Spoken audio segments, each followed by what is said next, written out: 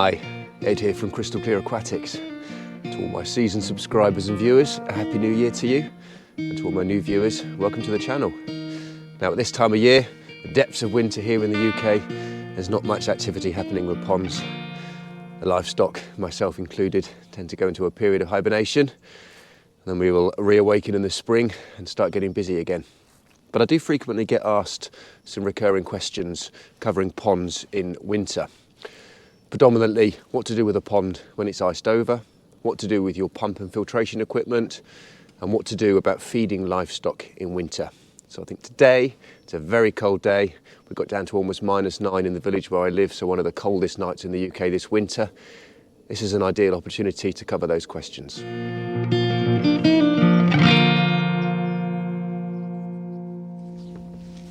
Got someone joining us.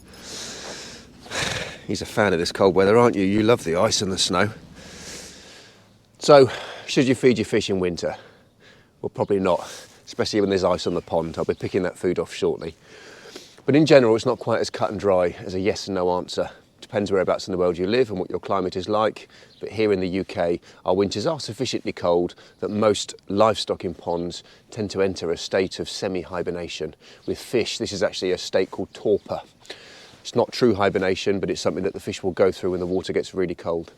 But in general, when water temperatures, and this is water temperature, not air temperature, when water temperature drops below about 14 or 15 degrees centigrade, so in the early autumn months, about 60 Fahrenheit, you want to start to introduce small amounts of your winter food, a wheat germ-based diet which is high in roughage and easy to digest. Now, when water temperatures drop below 10 degrees centigrade, around 60 Fahrenheit, your fish are still feeding, but not quite so much. But then that's the time to transition across to your full winter-based diet, the wheat germ-based food. That's important because fish, being cold-blooded, their metabolism, their bodily functions, they're all working in conjunction with the surrounding water temperature. And when that water drops below that temperature, their body starts to slowly close down and shut down. Their digestive system is not anywhere near as active and they don't have such a requirement for nutrients. When the water drops below 5 degrees centigrade, around 50 Fahrenheit, fish tend not to feed at all. And as it continues to cool, this is when they will enter their involuntary state of torpor, which I say is very similar to hibernation, but it's not a true hibernation, it's only for a short period of time. This is where fish can quite often be seen to sit motionless at the bottom of the pond, even on their sides. It can look a bit distressing if some of your bigger koi are laying on their sides, but that can be perfectly normal in very cold weather. And as that water temperature starts to rise, you'll find them righting themselves and becoming more active again. Now, what I found is that wheat germ-based food tends not to be quite so palatable to fish, and often they just tend not to eat it at all. So it's really important that any food that you offer fish at any time of the year, but particularly in winter, if it's uneaten, it's removed from the surface of the pond. I'll be getting that off shortly, so that it doesn't break down and decompose in the water and pollute the pond.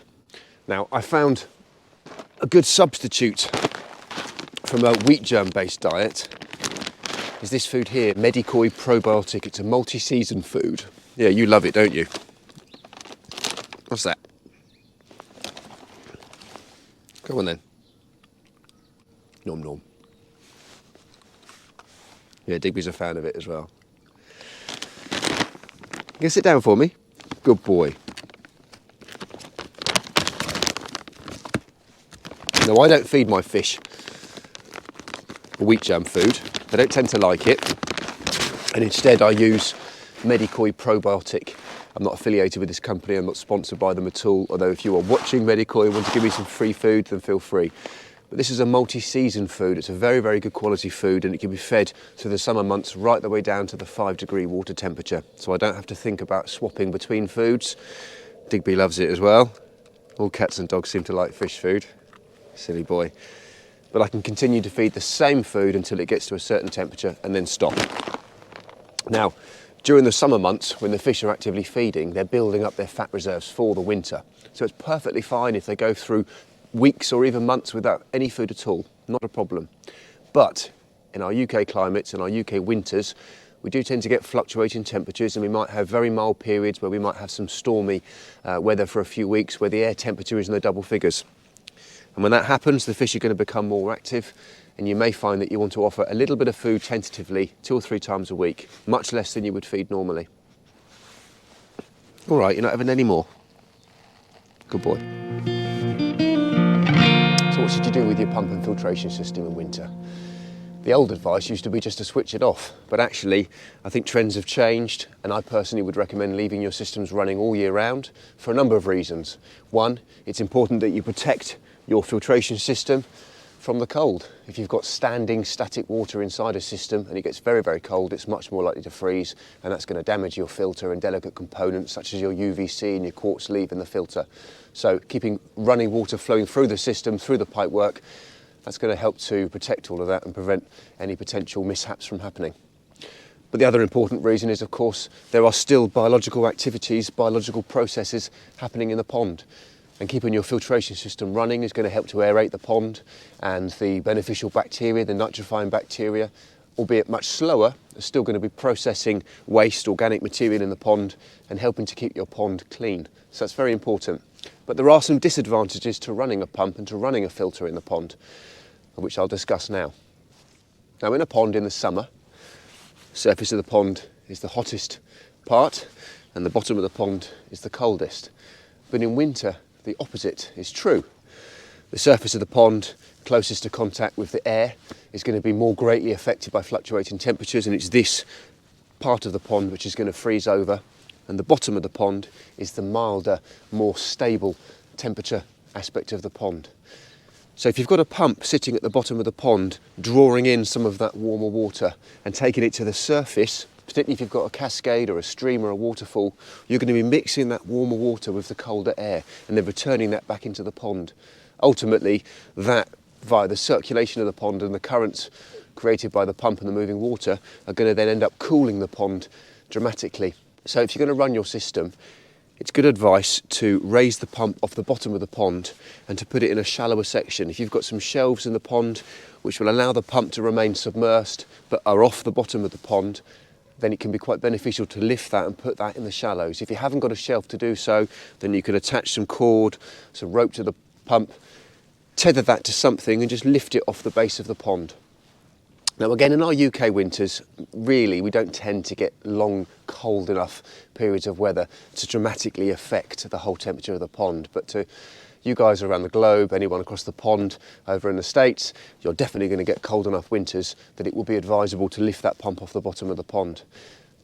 True will be said, if you're running a cascade or a stream, again, you're maximising the surface area of the water, and that in turn maximises the contact between the water and the colder air, again, cooling the pond.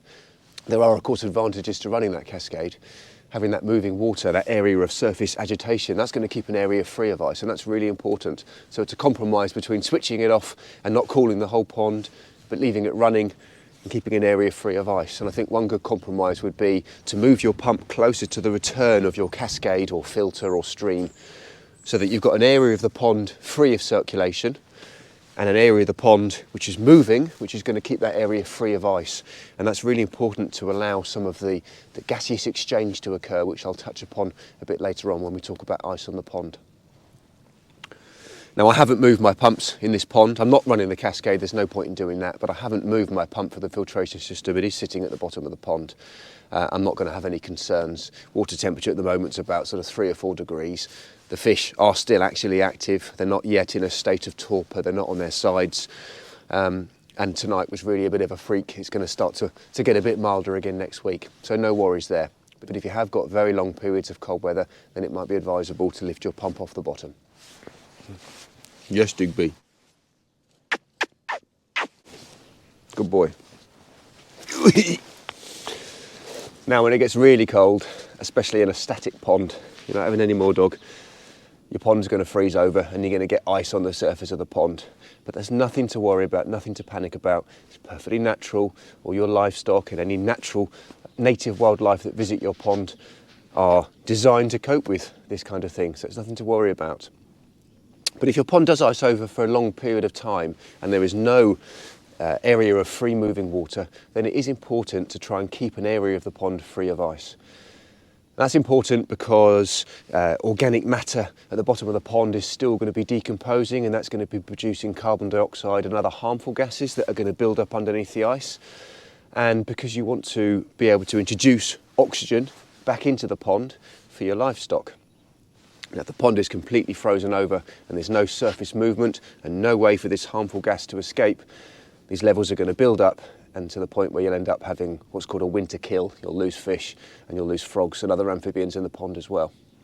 Now, if you've got some moving water in the pond, like my filtration system, that end of the pond over there, that's moving, that's free of ice. But this area of the pond is quite thick. I reckon there's about 2 or 3 inches of ice on there. I could probably tentatively stand on this in the shallows, but I won't risk doing that or encourage you to try doing so. But one way of creating a little hole in the ice is to melt a hole in the ice. It's really important not to physically break ice. You see a lot of people there banging the surface of the pond to create a hole in the ice, and that can be really detrimental to livestock in the pond. It can send shockwaves through the water, which will really harm and stress out fish and other livestock which are in a state of torpor at the bottom of the pond. Much better to melt an area of ice in the pond. Never pour boiling water directly onto the ice, because once that melts through, hot water is going to mix with the colder water very quickly, and if your fish come into contact with that, they're going to go into hot water shock. So much better to put hot water into a metal pan like this.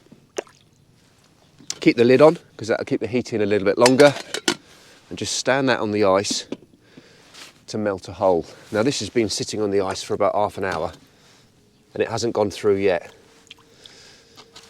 And is the water still warm? It's warm, it's not hot. I'll probably empty that out and top that back up with some boiling water. Now, once your pan has melted through the ice, it's important to try and keep this area free from freezing over again. And the best way to do that is to use a simple football and float that on top. That's not going to stop it icing over completely, but it does mean that the next morning when it's iced over, the ice there is much thinner.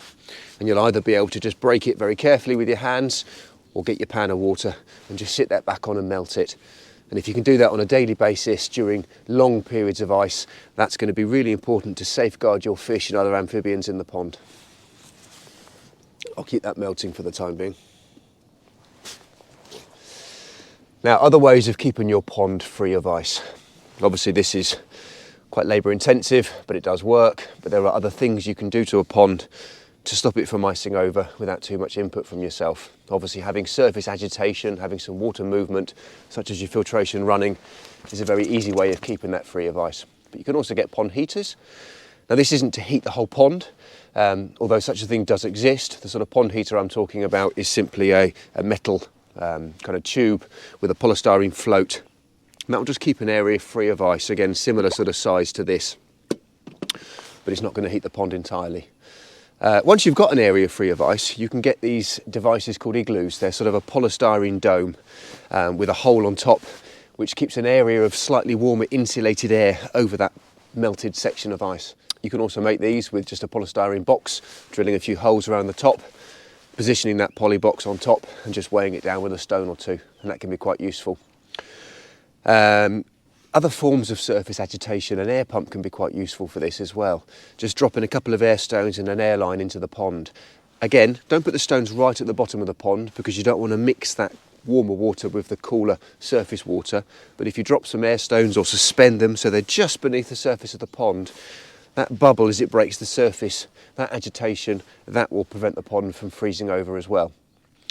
You can also try to cover sections of your pond over with a tarp or some insulating foam boards, and that will be quite an easy way of preventing ice, or certainly minimising how thick the ice is on the pond. Oh, it's chilly. -1 currently, but I do love days like this. Blue skies, sunshine, cold and crisp. It's not wet and manky and muddy, so it's lovely. Some of you may recognise this pond. This is my pond, which is still not finished. This will be 3 years this summer. But there's a bit more progress, I think, since the last time you saw it. I'll run the camera around in a minute and show you some progress. This is something that I will continue to work on later on this year when it warms up a little bit. And by this summer, I'm surely will have finished. There's not that much more to do. I've got to finish the walling behind me.